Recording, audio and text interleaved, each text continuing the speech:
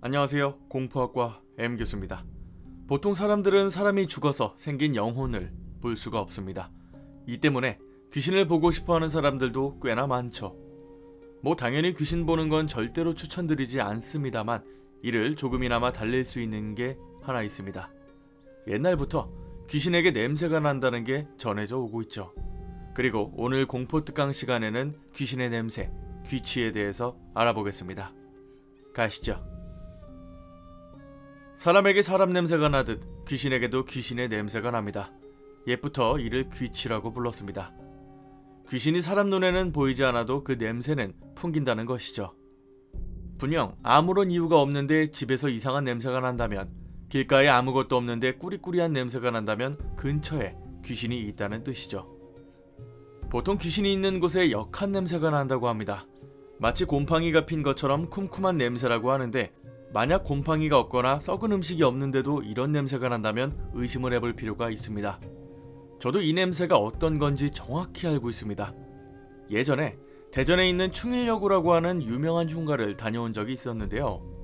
교실 창문이나 바깥 창문이 모조리 깨져서 바람이 숭숭 들어오는 곳이었고, 당연히 교실 안에는 썩은 음식이나 물건들이 없었거든요. 1, 2, 3층을 돌아다닐 때는 전혀 냄새가 나지 않았는데 이 건물 4층에 올라가니까 정말로 역한 냄새가 났습니다.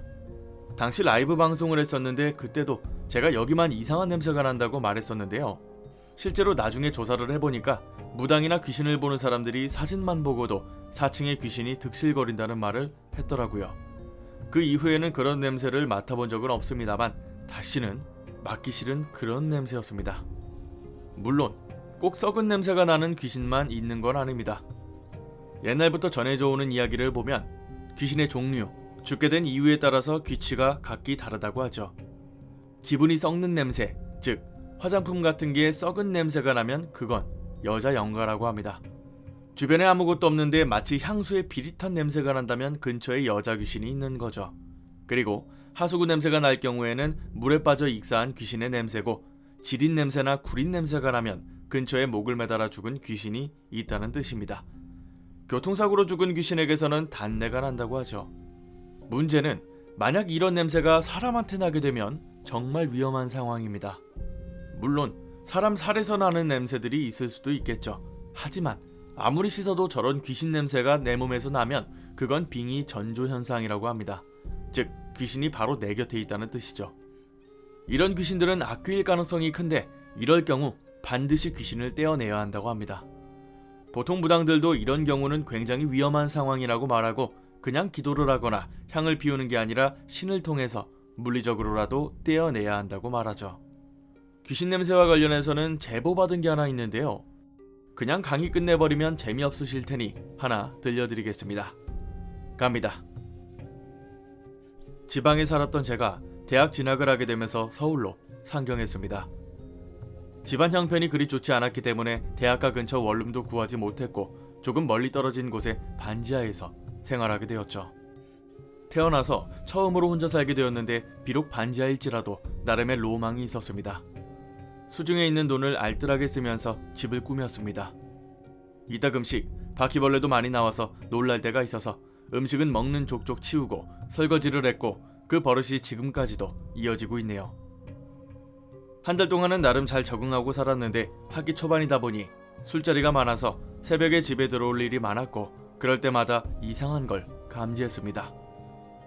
낮에는 크게 그런 일이 없었지만 새벽에만 집에 들어오면 퀴퀴한 냄새가 났습니다. 오래된 장롱이나 신발에서 날 법한 냄새가 코끝을 찔렀습니다. 보통은 술에 취해 들어오는 일이 많았는데 정신이 번쩍 들 정도로 기분 나쁜 냄새였죠. 정신이 없다 보니 그대로 쓰러져 자곤 했는데 아침에 일어나면 그 냄새는 전혀 나지 않았습니다. 그러던 어느 날, 그때는 중간고사 조별과제를 하려고 조원들이 모두 학교에 남아 있었습니다. 당장 내일 발표를 해야 했기 때문에 다들 급하게 발표 자료를 조사하고 있었죠. 밤을 새서라도 완벽하게 준비하겠다는 초반 다짐도 새벽이 되니 슬슬 사라졌습니다. 하나같이 피곤에 쩔어서 마지막 마무리도 제대로 안 하고 집으로 향했죠. 저도 알바와 학업을 동시에 하고 있는지라 마음에 안 들어도 그냥 집에 가고 싶었습니다. 그리고 집에 도착했을 때 이번에는 확실히 그 냄새를 맡았습니다. 속이 울렁거릴 정도로 역한 냄새가 문 앞에서 진동했는데 아닌 밤중에 불을 켜고 냄새의 근원지를 아무리 찾아도 찾을 수가 없었죠. 급한 대로 방향제로 범벅을 해놓고 침대에 누웠습니다.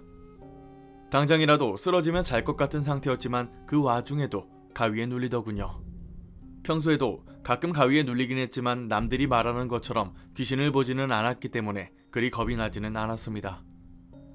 평소처럼 손가락과 발가락에 힘을 줘서 가위를 풀고 있는데 불현듯 시야에 검은 물체가 비쳤습니다.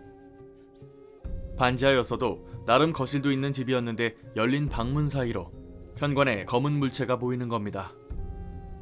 가위고 나발이고 저게 대체 뭘까 한참을 뚫어져라 쳐다봤습니다. 눈을 찌푸려 보니 서서히 그 정체를 알 수 있었죠. 그건 얼굴은 잘 보이지 않았지만 분명 남자였습니다. 그 남자는 제 쪽을 보고 있었고 그걸 깨닫는 순간 온몸에서 식은땀이 나기 시작했습니다. 여전히 팔다리는 움직이지 않았고 그 남자는 그 자리에 서 있었죠. 혹시나 내 쪽으로 올까봐 남자를 주시했지만 다행히도 움직이지는 않았습니다. 겁에 질려서 몸을 비틀기를 수십 분, 어떻게 잤는지도 모르게 다시 눈을 떴을 때는 해가 떠 있었고 눈 뜨자마자 현관을 봤지만 아무도 없었죠. 무서워서 뭐라도 해야겠다는 생각이 들었지만 당장 조별 발표를 해야 하는 상황이라 일단 급하게 집을 나섰습니다. 어찌어찌 발표를 하고 집에 돌아올 때도 계속 그 남자만 생각났죠. 그리고 어제 그 현관에서 났던 냄새가 뇌리에 스쳐갔습니다. 대체 귀신이랑 냄새가 무슨 상관이 있는지는 모르겠지만 정확히 그 자리에 귀신이 서 있었으니 괜한 생각이 들었죠. 다행히도 그날을 기점으로 이상한 냄새가 나지는 않았습니다. 하지만 몇 달 뒤, 그때도 술에 취해 새벽에 집에 들어왔는데 또다시 그 냄새가 현관문부터 풍겨왔습니다. 이제는 어찌나 섬뜩하던지 혹시나 그 남자가 또 나타나는 게 아닐까 싶어서 도저히 집에 있을 수가 없었습니다. 이상하게 들리겠지만 그날은 집에서 짐을 싸서 곧바로 근처 모텔에서 잠을 잤습니다. 그때의 기억이 떠올라서 이번에는 더 가까이 오지는 않을까, 방에 들어오지 않을까 별의별 생각이 다 들었거든요. 워낙 성격이 소심해서 주인집에 말도 제대로 못했고 개인 사정이 생겼다고 사정사정해서 겨우 보증금 받고 이사했습니다. 새로 이사한 곳은 전에 집보다는 훨씬 안 좋았지만 적어도 냄새가 나거나 귀신 나오는 가위에 눌리지는 않았거든요. 이 이야기는 작년에 공포학과로 왔던 제보였거든요. 근데 제보자분은 냄새랑 귀신과의 관련성을 전혀 모르시더라고요. 현관에 서 있던 귀신 때문에 이상한 냄새가 나는 게 맞습니다. 퀴퀴한 냄새였다면 더욱이 귀신 냄새가 맞고, 만약 진짜로 방에 들어왔거나 했다면 아까 말씀드린 위험한 상황이 될 수도 있죠. 단순히 반지하이기 때문에 그런 냄새가 난 거라고 하기에는 특별한 이유가 없었고, 유독 새벽에만 그런 냄새가 난다는 건 더욱이 귀신이라고 생각이 드는 것 같습니다. 여러분도 살면서 이런 일이 생기시면 그냥 도망가세요. 페브리조로 안 되는 게 분명히 있습니다. 오늘 강의는 여기까지입니다. 재밌게 봐주셨다면 공포학과에 입학 부탁드립니다. 공포학과 M교수였습니다.